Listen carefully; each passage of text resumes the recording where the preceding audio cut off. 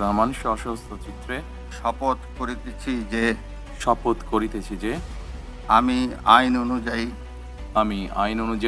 বাংলাদেশের সাম্প্রতিক জাতীয় নির্বাচনে বিপুল ভোটে জয়লাভ করেছে বাংলাদেশ জাতীয়তাবাদী দল বিএনপি। ফলাফল ঘোষণার পর দেশের বিভিন্ন স্থানে অশৃঙ্খলা, অরাজকতা ও অস্থিরতার খবর পাওয়া গেছে। দর্শক, এই মুহূর্তে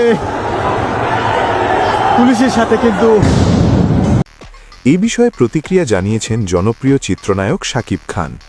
তিনি বলেন, বাংলাদেশে কোনো রাজাকারের স্থান নেই। একই সঙ্গে তিনি বিএনপিকে সমালোচনা করে দাবি করেন, প্রয়োজনে সাবেক প্রধানমন্ত্রী শেখ হাসিনার মতো পদত্যাগ করা উচিত। বিনীত অনুরোধ জানাচ্ছি, আমি তারেক রহমান সশস্ত্র চিত্তে শপথ করিতেছি যে সরকারের প্রধানমন্ত্রী রূপে যে সকল বিষয় আমার বিবেচনার জন্য আনিত হইবে বা যে সকল বিষয় আমি অবগত হইব তাহা প্রধানমন্ত্রী রূপে। সো দর্শক, আজকের এই ভিডিওটি এই পর্যন্তই। যদি ভিডিওটি ভালো লেগে থাকে তাহলে ভিডিওতে একটি লাইক, একটি কমেন্ট আর অবশ্যই চ্যানেলটি সাবস্ক্রাইব করতে ভুলবেন না।